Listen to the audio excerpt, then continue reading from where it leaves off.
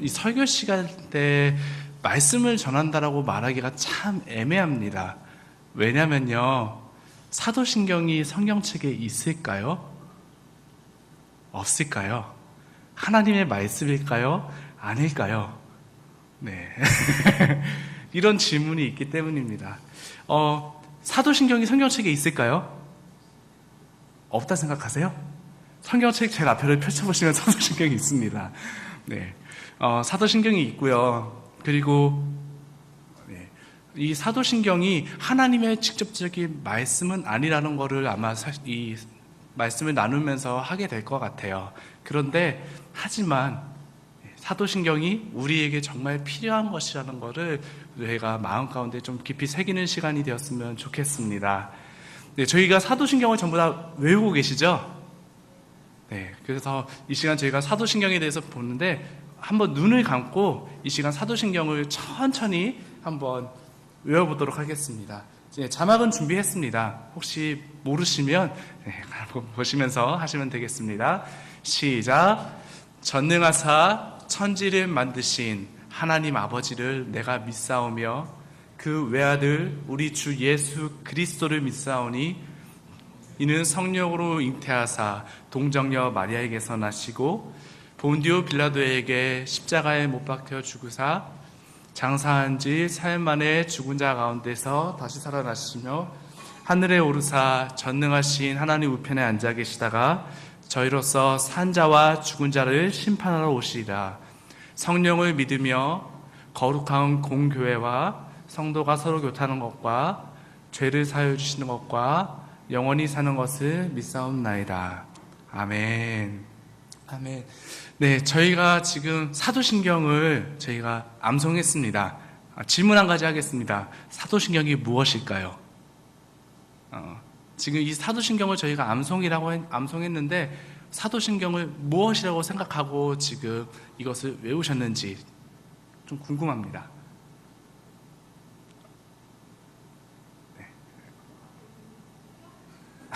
네.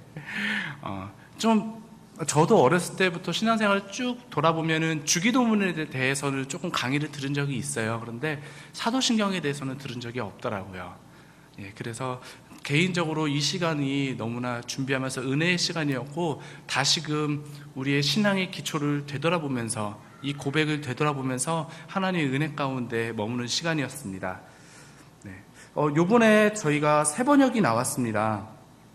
예, 저희 성경책에 보면은요, 저도 지금 예전에 사역했던 곳에서 세 번역으로 했다가 저희 오늘의 교회 와서 다시 9번역으로 바뀌어서 저도 계속 헷갈리고 왔다 갔다 하고 있는데 저희가 세 번역을 한번 같이 읽어보도록 하겠습니다.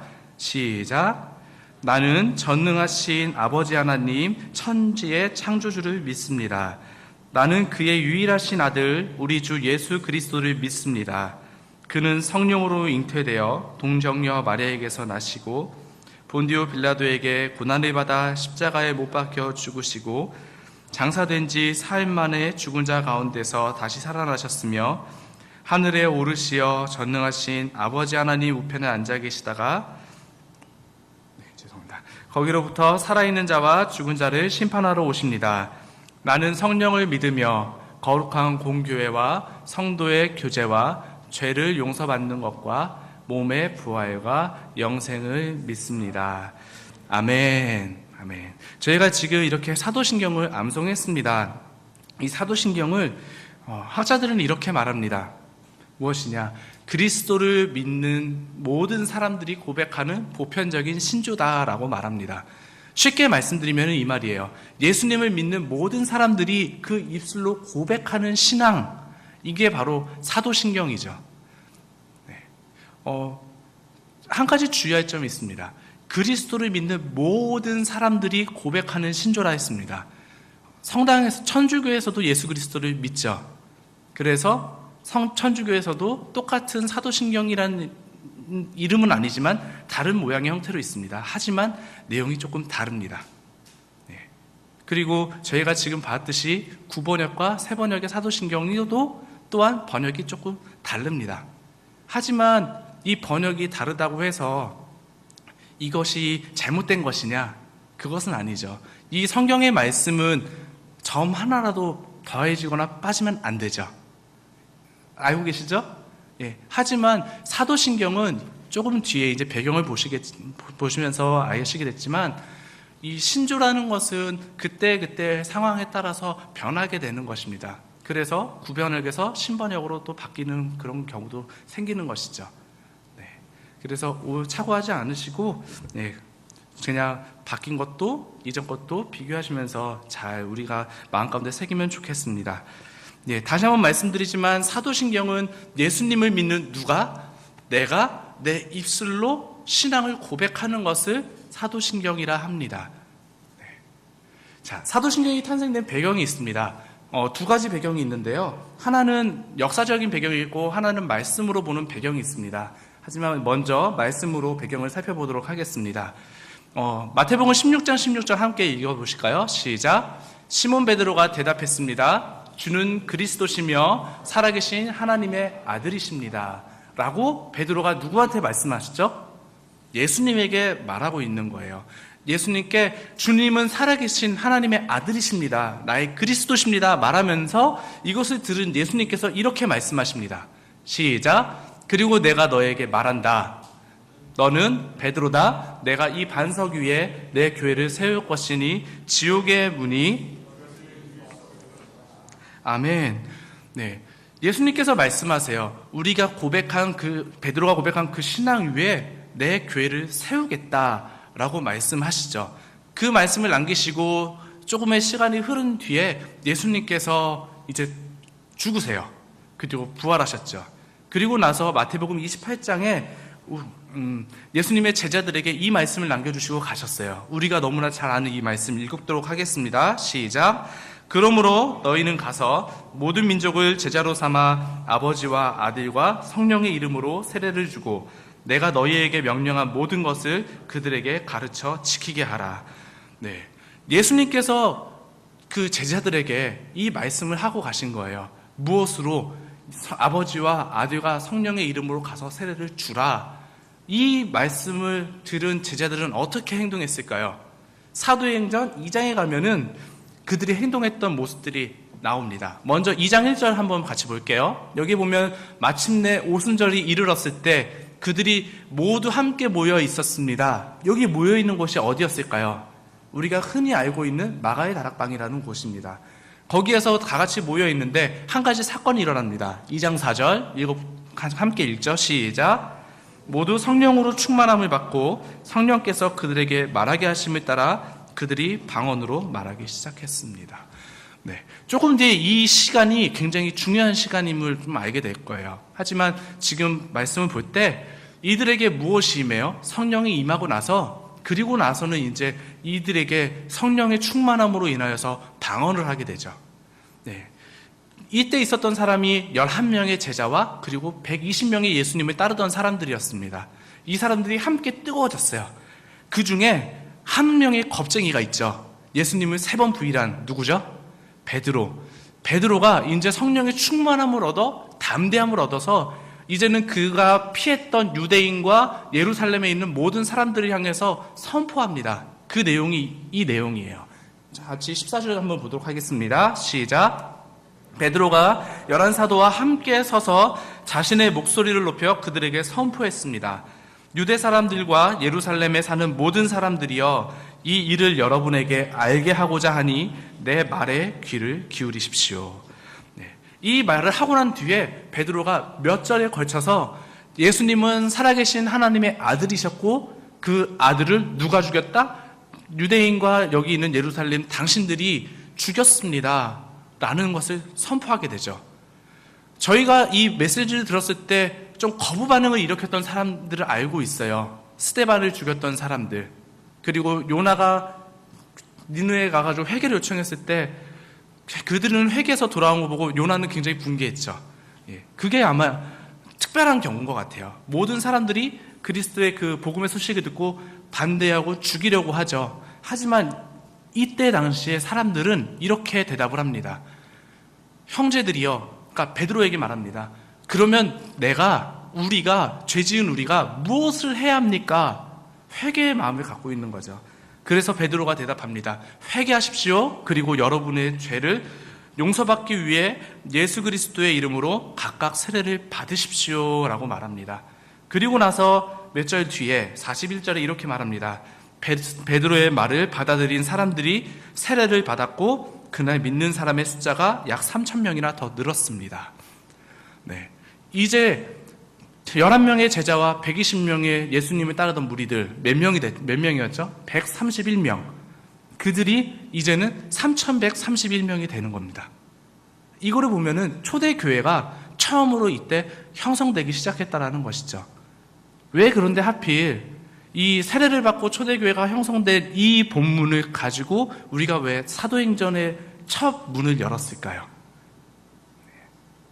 이 사실이 중요합니다. 함께 읽어보시겠어요? 시작. 초대교회 세 가지 세례 문답. 1번 시작. 전능하신 아버지 하나님을 믿습니까? 2번 하나님의 독생자이신 예수 그리스도를 믿습니까? 3번 성령을 믿습니까? 아멘. 조금 전에 읽었을 때 예수님께서 말씀하셨어요. 아버지와 아들과 성령의 이름으로 무엇을 주라? 세례를 주라. 그래서 베드로는 물었습니다. 당신 하나님 아버지를 믿습니까? 아멘, 믿습니다. 예수님 믿습니까? 아멘, 믿습니다. 성령님 믿습니까? 이렇게 물어봤던 것이죠. 그런데 지금 저희가 1, 2, 3번 이거 읽었던 이 말씀이 다 어디에 나오는 말씀이죠? 사도신경에 나오는 것이죠. 저희가 처음에 시작할 때 어떤 하나님을 고백하죠? 전능하사 천지를 만드신 하나님 아버지를 내가 믿사오며 그 외아들 우리 주 예수 그리스도를 믿사오니 성령으로 잉태되시고 동정녀 마리아 예수님을 계속 소개하죠. 그리고 나서 뒤에 나오는 게 뭐죠? 성령을 믿사오며 하면서 또 말들이 나오죠. 네. 그래서 이 초대교회에 나왔던 이 메시지가 성부와 성자와 성령에 대한 이 메시지가 무엇의 기초가 되었느냐? 사도신경의 기초가 되었어요. 그리고 나서 사도신경의 기초가 되고 이 사도신경이 발전돼서 들어보신 적도 있으실 거예요. 그 니케아 신경이라는 거, 아타나시우스 신경이라는 거, 네, 저희 신학생들은 좀 듣는데 못 들으셨을 수도 있어요. 예, 이렇게 변천돼가면서 각 지역마다 자신들의 신앙을 변호하면서 그 사도신경의 다른 신조들, 신앙의 고백들이 생겨나게 되었습니다. 그렇지만 중요한 사실은 무엇이냐? 이 세 가지 질문이, 이 세 가지 종목이 모든 신조의 기본 틀이 되었다는 것이죠. 이것으로부터 시작해서 저희 사도신경도 시작되었고 340년이 지난 후에 이제 이 메시지에서 죄를 사하여 주시는 것과 몸이 다시 사는 것과 영원히 사는 것을 믿사옵나이다 라는 부분이 이제 더 추가되었어요. 그리고 나서 이제 저희가 암송하는 이 사도신경은 언제 완성되었느냐? 학자마다 조금 견해는 달라요. 하지만 7세기에서 9세기 사이에 완성된 것으로 보고 있습니다. 네. 근데 참 재밌는 것은요, 저희가 2장 1절 다락방에 모였을 때, 그리고 성령이 임했을 때 저희가 읽었잖아요. 이 사실에 굉장한 재밌는 에피소드가 하나 있습니다. 예전에는 이렇게 불렀을 거예요. 사도신경 전승. 그런데 아쉽게도 이 전승이 사실이 아니다라는 결과가 나왔어요. 이거는 참 많은 종파, 교단에서 다 동일하게 인정하는 거기 때문에 그래서 전승이라고 하고 싶었지만 전설이라고 쓰게 되었습니다. 그 전설은 이렇습니다. 무엇이냐? 이 전설 때문에 9세기 1500년대까지 이 사실을 믿고 있었어요. 믿고 있었던 사실이 어떤 거냐면요, 성령의 바람이 마가다락방에 불었습니다. 그때 방언으로 말하기 시작하는데 그때 말할 때 갑자기 베드로가 이런 말을 하는 거예요. 나는 천지를 지으신 하나님 아버지를 믿사오며, 딱 했더니 바로 사도 요한이 받아서 나는 독생자이신 예수 그리스도를 믿습니다. 야고보가 갑자기 성령으로 잉태되어 동정녀 마리아에게 나시고, 그리고 안드레가 본디오 빌라도에게 고난받으사 십자가에 못 박혀 죽으시고, 이 일이 한 명 한 명을 통해서 한 구절 해서 12구절 딱 해서 사도신경이 되었다라는 전설이 이곳을 배경으로 생긴 거예요. 그런데 한 가지 의문이 있죠. 이때 당시에 가룟 유다가 있었을까요? 없었을까요? 없었고, 그리고 새로운 제자가 뽑히지도 않았습니다. 그렇다면 11구절이 되어야 되죠. 그런데 도마가 2번 말했어요. 도마가 2번 말해서 딱 12구절을 딱 맞췄습니다. 그렇게 해서 이 전설로 통해서 쭉 1500년대까지 사도신경을 사도들의 가르침이라고 믿어왔었던 거예요. 사도들의 가르침이라고 믿었었던 사람분들도 계실 거예요. 하지만 이제는 그렇지 않고 이런 부류가 생긴 거죠. 그렇다면 사도들이 성령의 영감을 받아서 기록한 것도 아닌데 우리가 이거를 왜 매 예배 때마다 왜 암송해야 되느냐, 이거 폐기해야 되는 거 아니냐라는 의문이 생기기 시작하고 그런 논의가 생기기 시작합니다. 하지만 저희가 이 본문을 딱 봤을 때 우리가 사도신경 암송했을 때 이게 하나님의 말씀처럼 느껴지시나요? 아닌 것처럼 느껴지시나요? 저는 개인적으로 이 모든 것은 하나님의 말씀으로 느껴집니다. 하나님의 말씀을 내가 내 입으로 믿습니다, 믿습니다 선포하는 것이지 이거 저자가 누구든지 상관이 없는 것이죠. 그리고 많은 신경들이 있고 많은 신조들이 있지만 그것들은 다 사라졌습니다. 그리고 기록상으로 남아있죠. 하지만 2000년이 지금 넘은 지금까지 가장 널리 보급되고 외우고 있고 암송하고 있는 것이 무엇인가요? 믿음에 정말 초석으로 남아있는 게 이 사도신경인 거죠. 근데 우리는 이 사도신경에 대해서 정말 아무것도 모르고 그냥 외우는 듯이 암송만 하고 지나가는 것 같습니다. 그래서 다시 한번 말씀드리지만 이 사도신경을 폐기해야 된다는 것은 옳지 않습니다. 우리가 정말 믿음의 선조들이 준 귀한 선물로 우리가 마음 가운데 잘 간직해야 되는 것 아닌가 생각합니다. 두 번째로 역사적인 배경을 보도록 하겠습니다. 역사적인 배경을 살펴보면요, 이렇습니다. 저희가 사도행전 2장의 말씀을 봤듯이 그곳에서 그리스도교, 기독교로 개종한 사람들이 어떤 사람이죠? 유대인들이었습니다. 그리고 예루살렘에 있는 사람들이었죠. 분명히 유대교와 기독교는 다릅니다. 그렇기 때문에 유대인이었던 그 사람들을 교육하는 게 필요했겠죠. 또 세례를 줄 때 너희가 이 하나님을 믿느냐, 예수님을 믿느냐, 성령님을 믿느냐, 이것들을 가르쳐야만 했던 것이죠. 그래서 세례 교육이 시작되었습니다. 세례 교육할 때 무엇을 가지고 했느냐? 초대교회의 이 3가지 질문, 그리고 사도신경의 내용들로 했던 것이죠. 그리고 저희가 최근에도 이 모습을 볼 수 있습니다. 저희가 세례식 할 때, 입교할 때 어떻게 말씀하죠? 똑같이 성부, 성자, 성령에 대한 것 말하고 그리고 교회에 대한 것까지 말하죠. 이것이 세례 교육의 근간이 된 사도신경입니다. 그리고 유대인뿐만 아니라 헬라 이방인도 있었죠. 그들을 교육하기 위해서 사도신경이 쓰여진 것입니다. 첫 번째 목적은 바로 교육하기 위해서였습니다. 그 다음에 두 번째 목적은 있습니다. 이것입니다. 바로 이단을 배척하기 위해서입니다. AD 313년 중대한 일이 일어났습니다. 정말 박해받고 멸시받고 천대받고 죽임까지 당하던 기독교가 로마 정부로부터 공인을 받게 되는 사건이 일어나죠. 그러면서 예수님을, 기독교를 믿지 않는 사람들은 어떻게 되었을까요? 예수님을 안 믿으면요, 지위를 안 줘요. 그 로마 시민권도 안 주고 여러 가지 제약을 두는 거예요. 그렇기 때문에 일반 시민들은 어떻게 해야만 했을까요? 그냥 나도 믿겠습니다 하고 왔어야만 하는 것이죠. 근데 그 당시에 그 사람들이 예수님을 믿지 않으나 그냥 왔던 사람들을 통해서, 그리고 그 당시에 모르는 사람들만 이렇게 왔을까요? 아니죠. 자리를 더 차지하고 싶은 부유층의 사람들이 더 왔겠죠.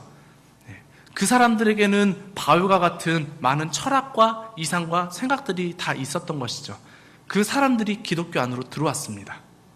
그러면서 기독교 사상과 그들의 철학 사상이 섞이면서 짬뽕이 되면서 이단 사상들이 생겨나게 되는 것이죠. 그래서 또 한 가지, 사도신경은 이단을 배척하기 위해서, 이단을 규정하기 위해서, 그 역할을 하기 위해서 만들어지기도 했습니다. 이 당시에 영지주의라는 게 있었습니다. 영지주의는 무엇이냐면 1세기에 유행했던 사상 중에 하나입니다. 이것이에요. 이 물질들은 다 죄악 덩어리다 라고 생각하는 거예요. 그리고 영적인 것은 신성하다 라고 생각하는 게 그 이원론적인 사상이 바로 영지주의예요. 그런데 이 중요한 사실은 이 영지주의자들이 하나님께서 창조하신 창조를 거부하는 거예요. 구약의 말씀을 거부하는 거예요. 왜? 거룩하신 하나님이 어떻게 죄악 덩어리인 이 세상을 만들 수 있느냐? 이건 아니다 라고 말하는 것이죠. 그래서 사도신경은 처음 사도신경 시작하자마자 딱 이렇게 선포합니다. 전능하사 천지를 만드신 하나님 아버지를 내가 믿습니다. 네. 조금 이제 사도신경의 내용이 다가오시나요? 네. 이단들 가운데 선포하는 거예요. 우리는 전능하신 하나님, 창조주 하나님 믿습니다. 라는 그 시대의 사상에 반격을 하는 것이죠. 예, 두 번째 사상이 있었습니다. 그것은 바로 이 마르시온의 가연설이라는 건데요. 이것도 영지주의에서 나온 거예요. 어떤 거냐면 이 육신은 죄악 덩어리일까요? 정결한 걸까요? 죄악 덩어리일까요? 네, 죄악 덩어리인 거죠. 영지주의 입장에서 보면요. 그리고 우리도 보면 스스로 보면 아시잖아요. 그런데 중요한 사실은 예수님이 사람으로 오셨다는 것을 믿지 않는 거예요. 왜? 예수님은 어떤 분이세요? 신이세요. 신이 거룩한 존재가 어떻게 지저분한 죄악 덩어리엔 이 육체 가운데 올 수 있느냐? 이거는 거짓이다. 그럴 수 없다라는 것이 마르크스의 주장이었어요. 그러면서 그가 말한 게 예수님은 사랑의 형상을 입은 영적인 존재다 라고 말을 했죠. 그거에 대해서 사도신경은 또 단호하게 이렇게 말합니다. 뭐라고 말하나요? 본디오 빌라도에게 고난을 받으사 십자가에 못 박혀 죽으시고 장사한 지 4일 만에 죽은 자 가운데서 살아나시고 부활하시고 승리하시고 선포하는 것이죠. 네. 그 외에도 다른 이단 사상들이 많지만 사도신경은 몇 차례의 종교 회의를 거치면서 그들의 이단 사상을 배척하면서 지금 오늘날의 사도신경으로 된 것이죠. 그래서 사도신경의 존재 이유는 무엇이냐? 첫 번째는 교회의 성도들을 잘 양육하기 위한, 그리고 예수 그리스도께로 오는 첫 발걸음의 그 관문으로 교육을 하기 위해서 주어졌던 게 사도신경입니다. 두 번째는요, 이단 사상에 대한 변증입니다. 이 사실이 우리에게 주는 의미는 무엇인가요? 세례 때 우리가 이 신앙 고백을 하는 것은 무엇이죠? 나는 하나님을, 예수님을, 성령님을 믿습니다 라고 하는 나의 고백인 것이죠. 그렇다면 이단 사상에 대한 배척하는 이 정신은요, 이것의 의미는요, 지금 우리가 살고 있는 이 땅에서 나는 하나님을 믿고 예수님을 믿고 성령님을 믿는 그런 그리스도인으로서 이단 사상에 대해서 나는 싸워가면서 승리하겠습니다. 승리하는 삶을 살아야 합니다. 살아가겠습니다. 라는 선포가 있는 것이죠. 두 가지 의미입니다. 내 신앙을 고백하는 것과 그리고 이 세상에 잘못된 것에 나는 동의하지 않습니다라는 두 가지 숨겨있는 뜻이 있는 것이죠. 그래서 이 두 가지 뜻으로 이 사도신경을 비춰본다면 사도신경은 처음에 무엇이냐? 나는 믿는다라는 고백을 하는 것이죠. 다시 말하지만 어떤 하나님을 믿는 것인가? 어떤 하나님을 믿으시겠습니까? 나는 누구를? 천지를 창조하신, 그리고 누구를? 외우시는가? 독생자 예수 그리스도를 이 땅 가운데 보내신, 그리고 전능하신 창조자 하나님을 나는 믿습니다 라고 선포하시는 것이죠. 두 번째 선포는 이것이에요. 나는 누구를 믿는다?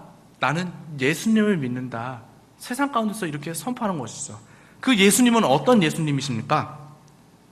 예수님은 하나님의 아들, 독생자 예수 그리스도시고 나를 그 피로 정결케 하신 분이시고, 그리고 나를 위해서 이 땅에 희생 제물로 오신, 화목제의 대성물로 오신 그 예수 그리스도를 믿습니다. 또 나를 위해서 죽으시고 부활하시고 죽음에서 승리하신 주님, 그리고 다시 지금은 하나님의 우편에 계시지만 재림하시고 재림 때 나의 삶을 심판하러 오실 그 주님을 나는 믿습니다 라고 우리가 사도신경을 통해 고백하는 것입니다. 세 번째는요, 나는 성령님을 믿습니다. 이거는 무엇인가요? 우리에게 한 영을 부어주시는 분, 그리고 나에게 생명 주시는 분, 나의 보혜사 성령, 도우시는 분이심을 나는 믿습니다. 그리고 주님께서 성령으로 내게 임하셔서 내가 참 성도 간의 교제를 할 수 있고, 내가 매일매일 주님 안에서 죄 사함을 받을 수 있고, 그리고 하나님의 예수 그리스도의 재림을, 그리고 예수 그리스도가 오는 그날 내가 다시 사는 것을 믿게 하시는 그 성령님을 뭐 한다는 겁니까? 나는 믿습니다라는 고백을 하는 것이죠. 자, 이렇게 고백하는 사람들은 그럼 어떻게 살아가야 되겠습니까? 사도신경의 두 가지 정신, 한 가지는 뭐예요? 입술로 고백하는 거. 두 번째는 동의하지 않고 살아간다는 하면은, 저희는 우리가 사도신경을 우리의 입술로 고백하는 그리스도인이라면은 이렇게 살아가야 될 것 같습니다. 하나님을 믿는 사람들은 어떻게 살아가야 될까요? 설교를 준비할 때까지만 해도 하나님을 믿는 사람은 전지전능하신 하나님만을 믿으며 살아가야 합니다. 돈, 명예, 권력, 다들 아는 사실이죠. 너무나 많이 듣죠. 이것이 아닌 하나님을 의지하며 살아가야 합니다 라는 게 설교 초안이었어요. 하지만 아까 찬양하면서 함께 예배하며 나갈 때 하나님께서 주신 마음이 한 가지 또 있었습니다. 하나님을 두려워하면서 살아야 한다는 것이죠. 하나님을 의지하면서 사는 것뿐만 아니라 하나님이 살아계시고 전능하신 분이신 것을 안다고 네가 고백한다면 너의 삶은 어떻게 살아야 되는가? 돈, 명예 이런 거 떠나서 너는 나를 경외하고 있는가? 라는 메시지를 주셨습니다. 우리는 우리 입으로 사도신경을 고백한다면 이 하나님을 믿으며 살아야 합니다. 우리의 삶을 지켜보시는 분, 그 주님 앞에 거룩한 삶을 살아야 된다는 것이죠. 두 번째로, 예수님을 믿는 나는 또 어떻게 살아야 되겠습니까? 예수님은 우리를 어떻게 하셨어요? 예수님은 보좌 우편, 하늘 보좌 우편에 앉으셔서 우리를 대언해주고 계세요. 하나님, 내 피로 샀어. 태운이 샀어. 회개만 하면 용서해. 기억하지 마세요. 이러고 계시는 거예요. 우리를 죄에서부터 구속하시고 계속 돕는 분으로 보좌 우편에서 계시는 거예요. 우리를 변호해 주시고 계세요. 그렇다면은 우리는 그분을 생각한다면 어떻게 살아야 될까요? 그의 은혜를 생각한다면 정말 죄를 짓고는 못 살겠죠. 어떻게 그 피값으로 사신 내 주위의 성도를 헐뜯고 비방하고 비난하며 분내고 이간하며 이렇게 살아갈 수 있겠습니까? 그렇게 살아갈 수 없는 것이죠. 또 한 가지, 예수님이 재림하셔서 오신다는 걸 믿는다면, 오셔서 나의 행실을 그때 심판하신다면 나는 어떻게 살아야 되겠습니까? 예수님을 믿는 사람들이라면 그냥 살아갈 수 없는 것이죠. 세 번째, 성령님을 믿는 사람은 어떻게 살아야 되겠습니까? 성령님이 하시는 것은 우리에게 한 영을 주시고 서로 사랑하게 하시고, 또 예수님께서 우리가 예수님의 그 말씀, 하나님을 믿게 하는 그 성령님이신 거죠. 그렇다면 우리가 성령님을 믿고 살아간다는 사람인다면 우리의 삶은 겸손할 수밖에 없겠죠. 왜요? 성령 하나님을 의지하는 삶을 날마다 살기 때문입니다. 자, 이것이 사도신경의 메시지예요. 저희가 초반부에 그래서 사도신경을 많이 암송했습니다. 그 이유가 무엇인가요? 그 안에 성도 안의 교제와 교회가 거룩하다는 것, 그리고 그 안에 교제들, 많은 것들이 다 성령 하나님으로부터 된다라는 것이죠. 이렇게 말씀합니다. 성령을 믿으며 거룩한 공교와 성도의 교제와 죄를 용서받는 것과 몸의 부활과 영생을 믿습니다. 이 모든 것이 무엇이 하는 역할인가요? 성령 하나님의 역할입니다. 어떻게 교회가 거룩할 수 있겠습니까? 성령님을 통해서죠. 예수 그리스도를 통해서죠. 그리고 어떻게 성도들이 서로 사랑하며 교제할 수 있겠습니까? 그럴 수 없죠. 틈만 나면 의견이 달라서 싸우는걸요. 마음이 안 맞아서 토라지는걸요. 그렇게 하는 것은 단 한 가지, 성령 하나님께서 하시는 일이신 거죠. 그래서 성령 하나님을 믿는 사람은 겸손할 수밖에 없는 것이죠. 네. 정말 시간이 짧아서 사도신경의 그 구절구절은 다루지 못했어요. 그래서 전체적인 맥락만 다루고, 그리고 그 안에 숨겨져 있는 정신, 그리고 우리가 고백하는 것과 어떻게 살아야 하는 것과 이것에 대해서만 지금은 말씀을 드렸습니다. 그런데 한 가지 제가 하고 싶은 소망이 생겼습니다. 이 말씀을 준비하면서 어떤 소망이 생겼냐면요, 이 사도신경의 중요성을 깨닫게 된 거예요. 어느 날부터 저에도 제 입술에 사도신경을 암송하는 날이 한 달에 한 번이 되어버렸습니다. 네, 다들 동의하시죠? 네. 그래서 그렇다 보는지 모르지만 제 입술의 언어에서 살아계신 하나님, 전능하신 하나님을 고백하는 게 사라진 것 같아요. 예수님을 더욱더 내 마음에 두고 고백하던 그 사실들이 사라진 것 같아요. 성령님 또한이요. 네.